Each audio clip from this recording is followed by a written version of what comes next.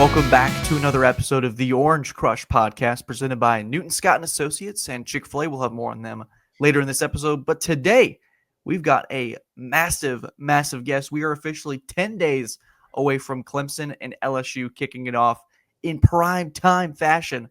And I couldn't think of a better guest to have than the voice of the LSU Tigers and Mr. Chris Blair entering season 9. And Chris, man, welcome to the show. How are you doing? I'm doing great. Thanks for having me on. Yeah, I mean, how would I say no? I finished high school and college in the Palmetto State, worked 5 years at Clemson, and was extremely excited when we got the announcement a couple of years back that we were going to do this home and home. So yeah, here we are, finally here, and as you said, just 10 days away from boot meeting ball there in Clemson. Hey, Chris, I have to ask you. So first of all, we have shared many a press box together, probably did not know each other. But when I worked for the Greenville News, covered Greenwood quite a bit. Yeah. Spent my time trying to tap into the Wi-Fi down there at McDonald's in Greenwood. What is your best Shell Dula story? Shell Dula, one of the legends here in the Palmetto State, 32 years or so at Greenwood High School. What's one good Shell Dula story?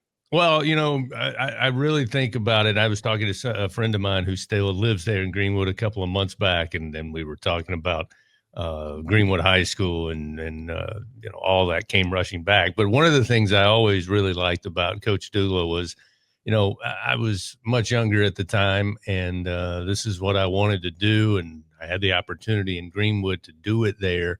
And when I got there, everybody said, Greenwood football, J.W. Babb, Pinky Babb, the state titles. This is a big deal here in Greenwood, which was great. Oh, that's wonderful. But one of the things about Coach Dula that was that I'll never forget, and it had a big impact on me personally, was you would have thought that when Coach Dula and I were doing pregame interviews or a weekly update or on game day, that, he was coaching in the NFL and I was working for CBS. That's how he wanted it to be that way, first class. And you could really see that throughout the entire athletic department and football there at that high school. But that made a huge impact on me because he took it very seriously. I took it very seriously.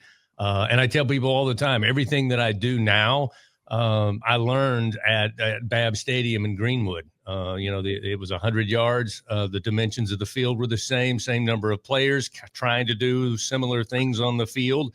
The only difference now is they put 102,000 people around me as opposed to whatever it was there at Babb, 8,000 on a Friday night. But he had a big impact on me. So I haven't had a chance to thank him enough. And did your paths ever cross with the great Eric Russell at Georgia Southern? Yeah, that's kind of a crazy story. So I get the job down in Statesboro, and there had been some bad blood. After Coach Russell had retired, they still counted on him for advice, and there was a coaching hire. And then anyway, so when I arrived in 2006, he had been away from the program, so to speak, for a number of years. And many people may or may not remember Brian Van Gorder took the head coaching job there my first year, which is just the way you want it when you're replacing a legend.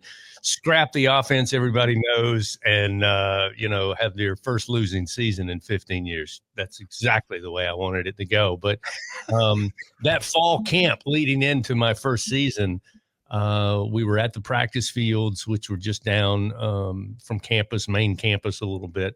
And it was surrounded by pine trees. And way down on the other auxiliary field, team was working up here.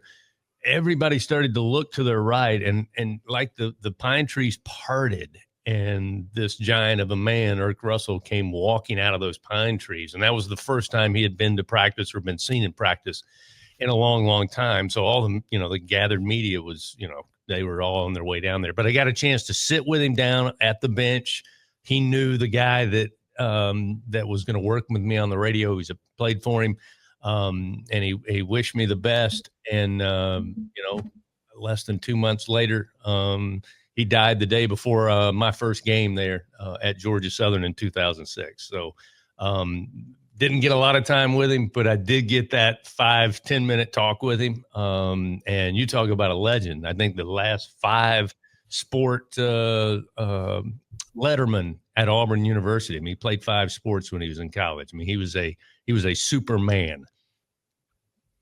Super indeed. Chris, just on the note of your journey through sports media, I'd love to sort of dive into, before we get into the X's and O's of this matchup, how did you land at LSU? What openings, what happened in that process to allow you to be in the role that you are today? Well, I grew up in Eastern Kentucky, coal mining country. At the time, we might have had 1,000 residents in our city. I think somewhere around 700 now. Very small town, and grew up on Kaywood Ledford and the University of Kentucky basketball. But we did listen to football because basketball wasn't playing in September. But Kaywood Ledford was just kind of a constant voice. You know, I had my mom's voice, my dad's voice, and then, several nights a year, it'd be Kaywood Ledford booming through the house.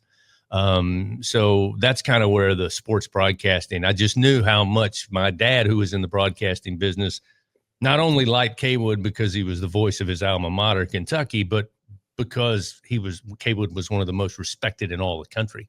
In fact, he was used by the NCAA in Westwood 1. If Kentucky lost in the NCAA tournament, then they would say, all right, Kaywood, now you come call the national game. That's how well respected he was. So there was always this level of, wow, Dad respects somebody, then obviously I should respect them. But as I got older, I didn't want to have anything to do with the broadcasting business. Neither did my mother. She wanted me to get out of that. But I had a chance a couple of times to fill in, to do some sports when I was in college. And I thought, okay, I played sports, so this can't be that hard. And did a couple of games on a football Friday night, actually, after we moved to South Carolina. And a couple of weeks later, I got a check, and I thought, well, what is this for? And they said, well, that's for doing the games. And I thought, you pay people to go call games? I mean, I thought if you got free admission to the game to set your stuff up, that was kind of how you were paid. But and then after college, in fact, the great Don Munson, I think I pestered Don for 2 or 3 years, maybe, just saying, hey, if you need anything, set up anything, tables, tents, whatever you need, let me know. I just wanted to be around it because now I'd kind of specifically said I want to do what Kaywood Ledford does and what John Ward did at Tennessee and what Bob Fulton and the great Jim Phillips did in the Palmetto State, Woody Durham. I mean, these were guys that my dad knew, I knew, and that's what I wanted to do. So I had to figure out, I knew the radio business, but that really wasn't what I wanted to do. I wanted to be in a networking business. So, at the time, Clemson was way ahead of a lot of people for what they were doing on game day. I know they continue to do that, but I mean, they were a much more involved game day radio operation. And so anyway, I pestered Don, who was kind of the operations guy at that time, well before we all knew him as the voice of the Clemson Tigers.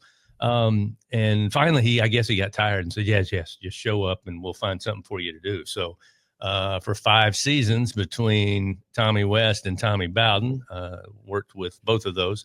And so I'm going to leave that there so I don't date myself. You can do the math. I was there for the Tiger Tailgate Show, and then would go from where we were set up then in front of Little John. Then I would run over to, Memorial Stadium and work and be an assistant there in the booth. So that's where I got to watch Jim Phillips do his magic. And that was, again, between Don and how we set up the network and all the different locations on game day, taught me how to link all those together. And then being behind the scenes for what they were doing during the Tiger Tailgate Show, which was mostly tailgate, a little bit of football and a lot of fun, because that's what tailgating is. You can X's and O's yourself to death trying to break down a game. So I always liked that Clemson said, look, this is a party atmosphere. Let's have a party. So there was live music. And then I'd go over to the booth during the game and get to be around. At the time, it was Mike Epley and Jim Phillips. And eventually, before I left, it was Rodney Williams, the great Rodney Williams. So I got to watch those guys. And I used to watch Jim like a hawk. He probably, I mean, we had a couple of really funny interactions over the years, but he probably thought this kid is staring at the back of my head the entire game because I watched everything he did. And so that was the best education for what I do now. So, if you're ever in Baton Rouge for a game day, which I hope you will be next year, you're going to see, obviously, I think 2 of the best tailgating locations in college football, one there where you guys are and one where we are. I think they're different. But I could argue that there's no place like Clemson and no place like LSU. It's its own thing. And so we implement a lot of the things that I learned. I didn't steal. I learned from Don and those that I got to work with. So we do a lot of those things here at LSU because the tailgating it's a party when the Tigers play here at Tiger Stadium. I have a Jim Phillips story too. Back when I was at the Greenville News, and he was also the voice of the Greenville Braves, the AA team in Greenville.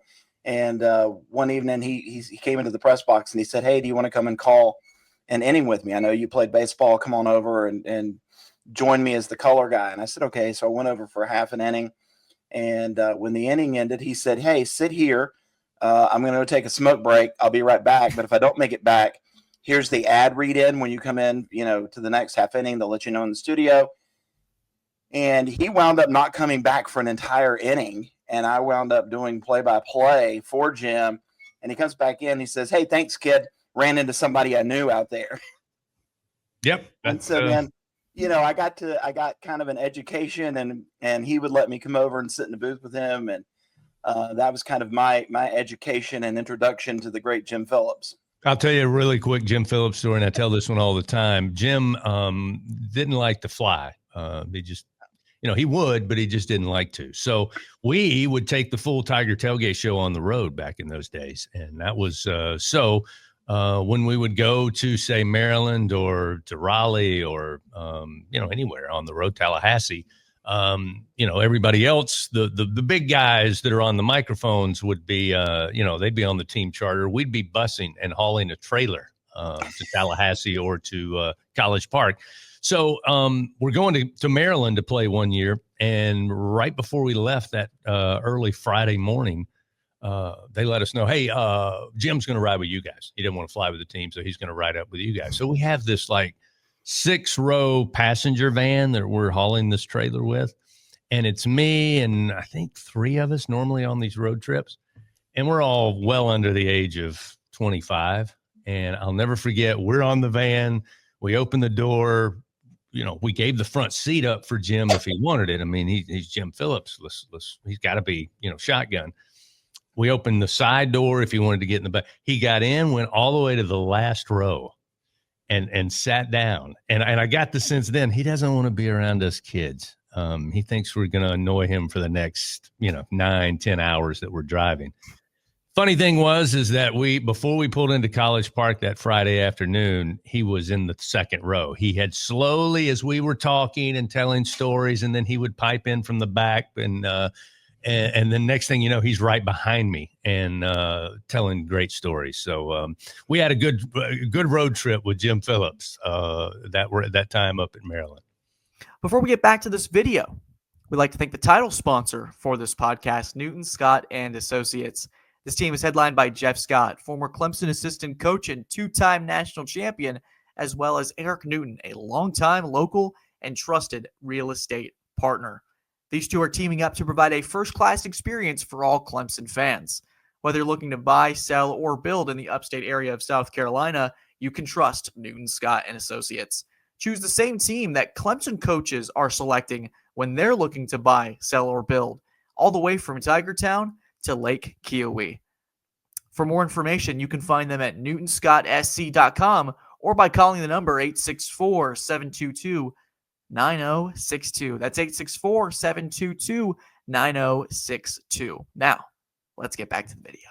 We're hoping, I think, in terms of football fans, is going to be a great story, is the kickoff on August 30th, something that I think for a long time we've been talking for just months about. We've been slowly anticipating, and now we're 10 days away, Chris, from what might be one of the bigger games for both squads here. LSU no longer under the Netflix microscope. We had a little bit more of a focus there with Brian Kelly. So just before we get into the Clemson LSU matchup, I'd love to kind of hear what you've been seeing from this team throughout preseason camp? What has been the urgency like? What is this roster that's built in some transfers, but also has a lot of talent on this group, a lot of talented freshmen?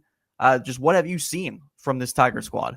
Well, I think it starts most importantly with what you kind of led with there, and that is this sense of urgency, because I think, you got to go back to the 2019 season, the last time LSU won an opening game. Now, it was my former team, Georgia Southern, and, since that matchup in 19, there hasn't been a group of 5 or an FCS opponent to open the season. I mean, LSU, I'll give them credit, whether they deserve it or not.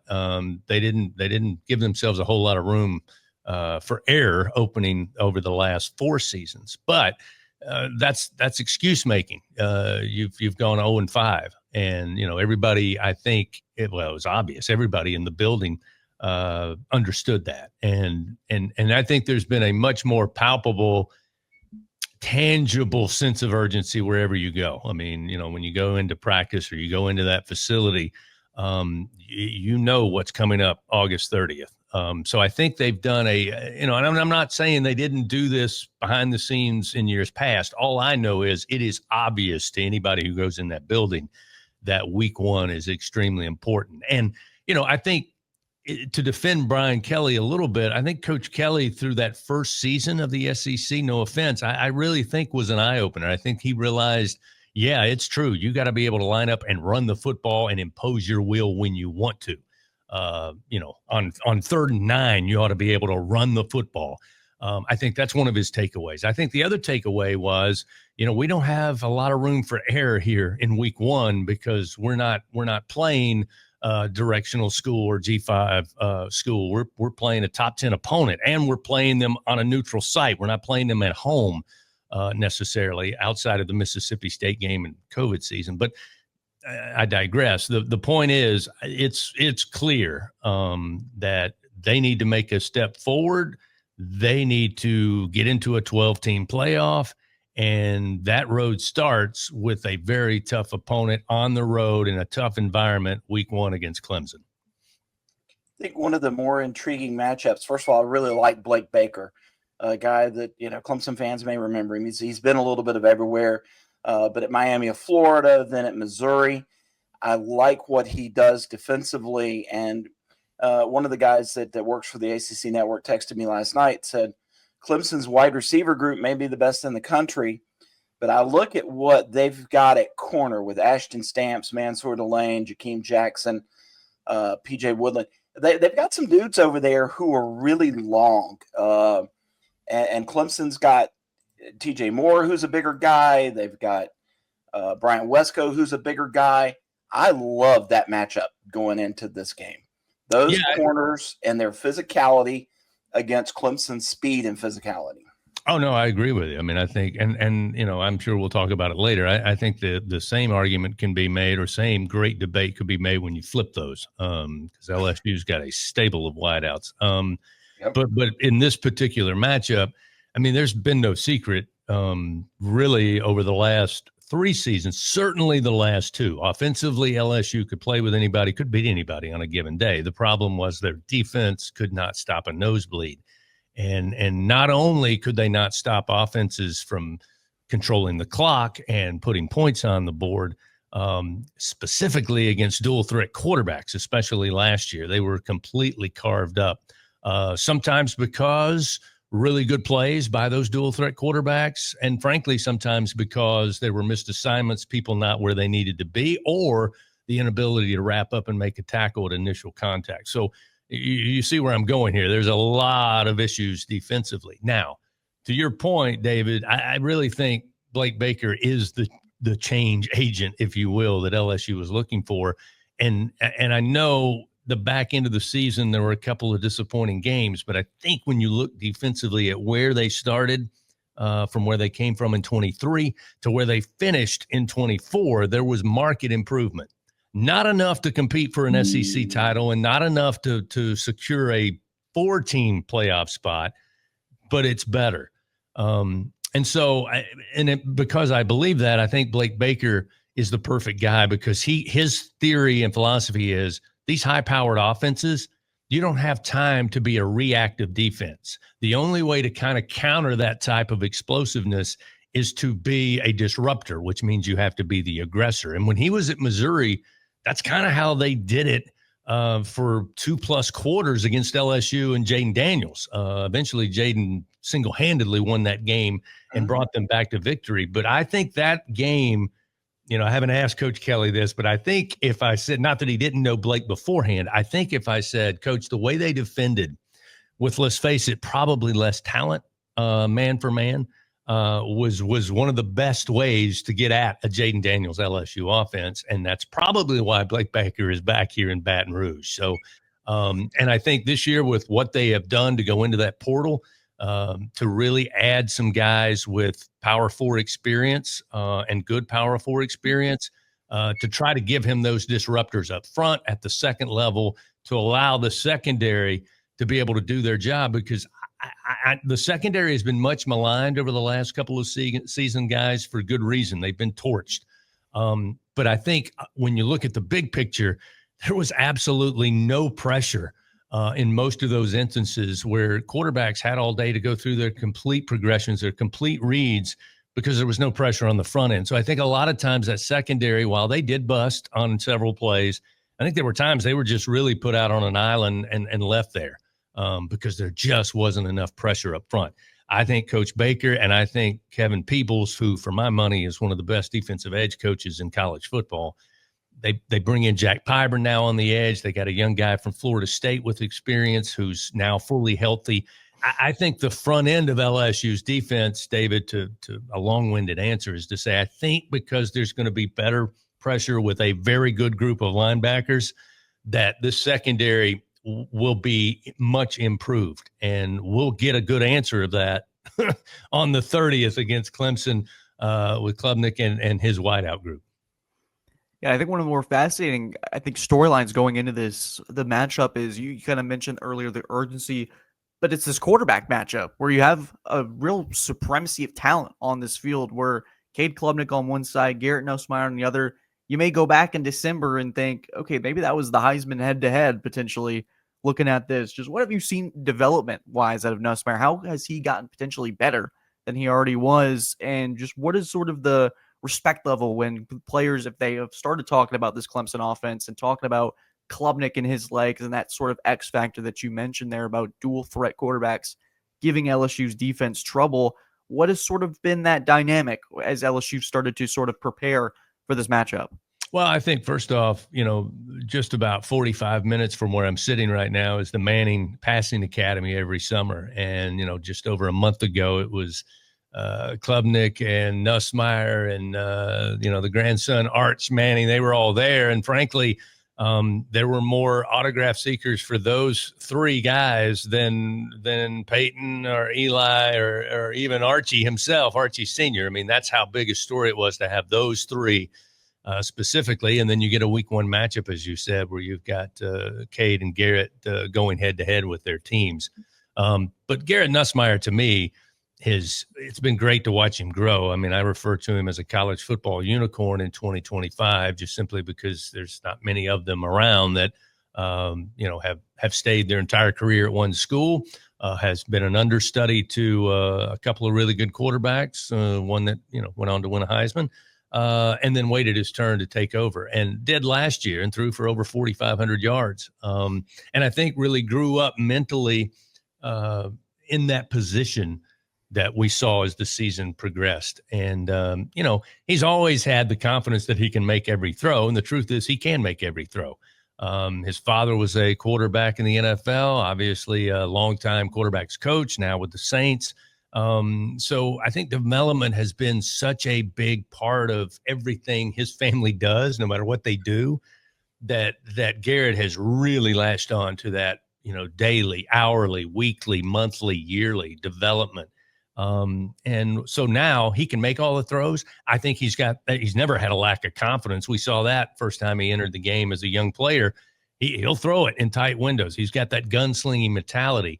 I think now you've got that experience where I can try that, 3-man window, or I can probably look that off and go another way. I think that's where he is now. And that's why I think All of the preseason praise is appropriate. He's shown you nothing yet to tell you he won't have another step improvement here in his final year as the quarterback. And I think he's the difference maker for this particular team and for Coach Brian Kelly in 2025. I wrote a story week and a half ago about the difference in approaches between the two head coaches. Brian Kelly kind of throwing some shade at Clemson's Death Valley, talking about Clemson a little bit, the punching bags with the tiger paw on them, the countdown clock. Kay Klubnik said, "No, I'm not worried about LSU till we get to within about 9 or 10 days, then I'll worry about it." Dabo Sweeney and company talking about we're just going to go out and win today. Have you ever seen a coach really point toward one game like Brian Kelly has for this one? And it's not just that Clemson's the opponent, like you pointed to before. He understands, this is a big game. They really need to win an opener. Yeah, no, I don't know. I mean, I was asked yesterday, in fact, what I thought the biggest matchup on that schedule would be all year. And I said, I know people might not like this, or there may be people that say, well, that's the easy answer. But to me, it's week number 1. And I think some of that is the reason I believe that is because some of the things that you have heard, that, Coach Kelly said this at the Rotary Club in Baton Rouge, which it's like, I don't know if you've ever been to one of those, but when you're in your hometown, that's kind of what you do. Yeah. But again, I understand, we talk about it. It amplifies on social media. Next thing you know, somebody else says, well, that, they've got that statement posted in the Clemson locker room.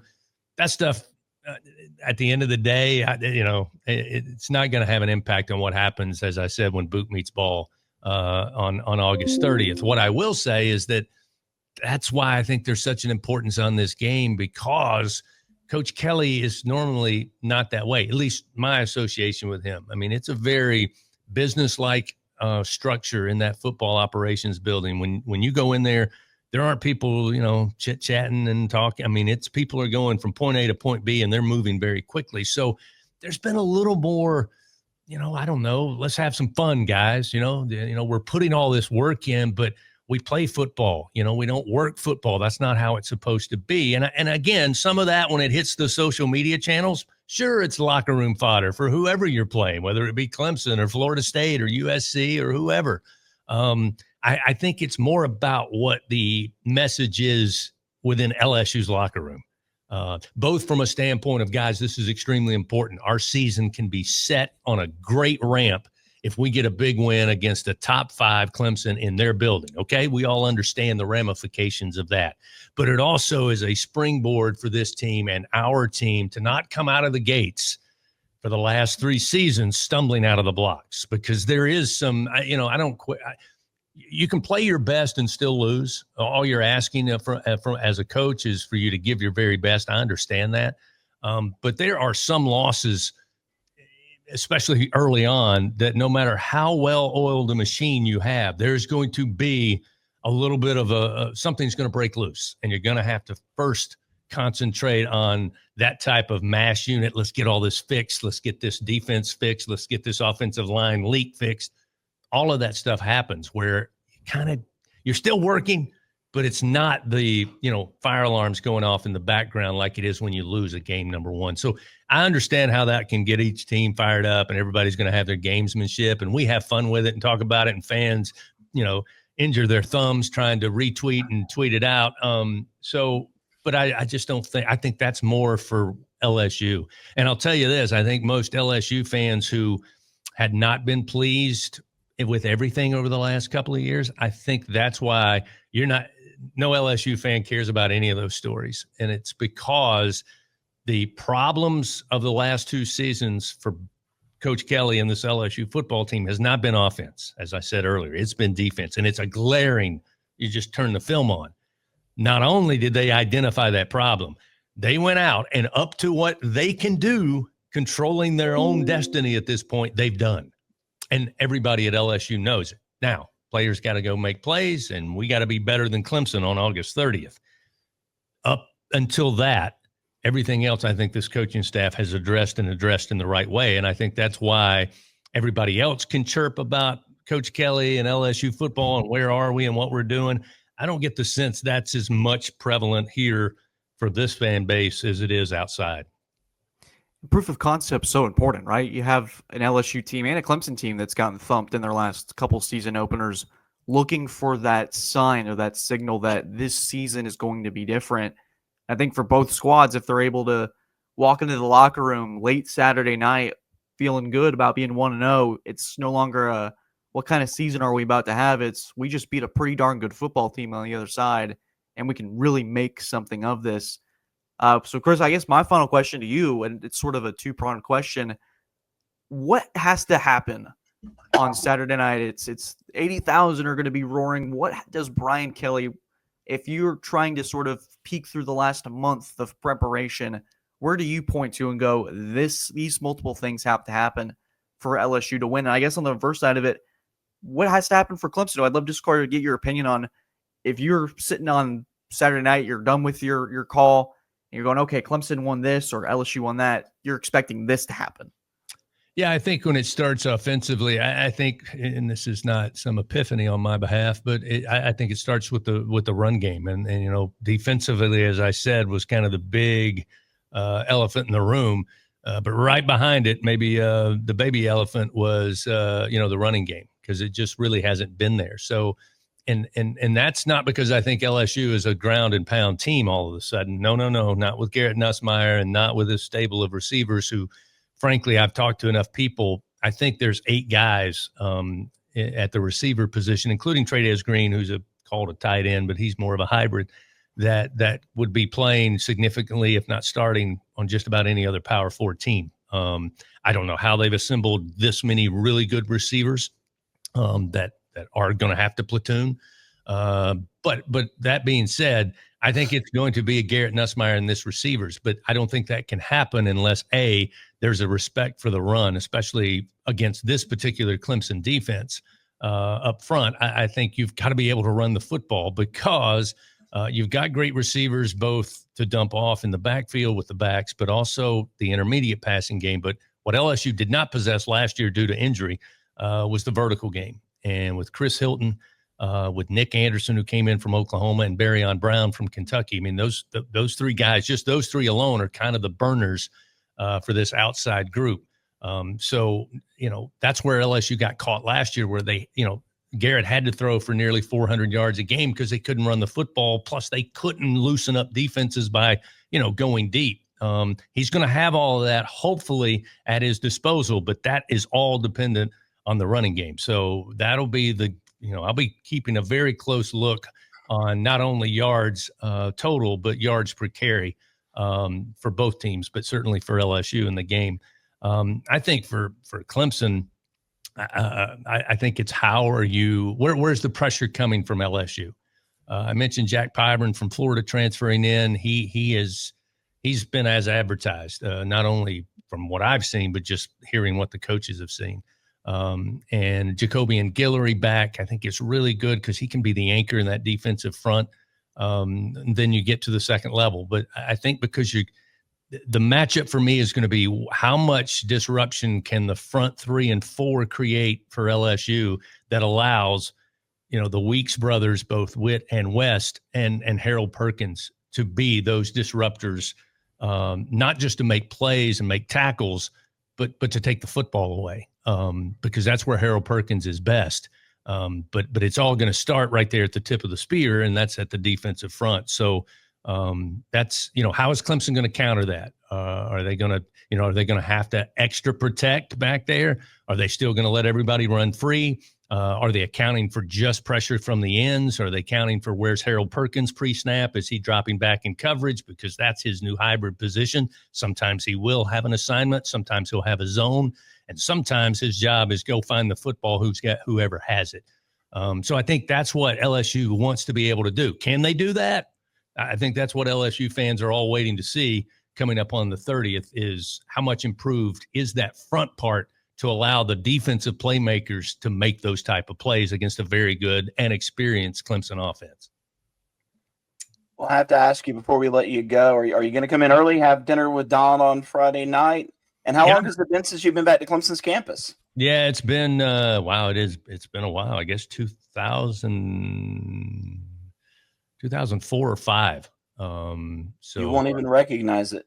Oh no, I don't expect to. I'm sure it's going to look completely different. But yeah, we'll be in with the team. I think we arrive probably Friday afternoon. We'll be in Greenville, which is my second hometown. Yeah, Don and I have talked. I don't think we have defined anything yet, but I told him I would let him know arrival time and location. So I just got to, now it's on me. But yeah, looking to see a lot of family and friends there around the stadium because we got a really good team we've assembled here on the network, and I don't have anything to do until 30 minutes till kickoff, so I'll use that time to hopefully see a lot of friends and family who will be there, and I know they'll be in their orange and white, orange and purple, but that's okay. Again, I got a lot of great memories and still a lot of great friends from my time there at Clemson, and as I told you in the beginning, I do what I do today because of the education I learned there with the Clemson Sports Network. So thank them, and I will. And I'll thank Don when I see him. There you have it. That's Chris Blair, the voice of the LSU Tigers. Do you have any final words or any place where people can find you? Oh, yeah. I mean, I have my great musings. That's very, very facetious at LSU Tigers Voice on X or Twitter or whatever it's called at the moment. Where I'm probably more active than I am on any other of the social medias. Entertainment only. Rarely post, just read, right? That's what everybody does. There you go. But guys, this is Chris Blair, the voice of the LSU Tigers. We want to thank Newton Scott and Associates and Chick-fil-A for their sponsorship, allowing this episode to be possible. Guys, thank you as always. We're 10 days away from kickoff, so stay subscribed to the YouTube channel for more to come in the next few days. God bless y'all. Have a good one.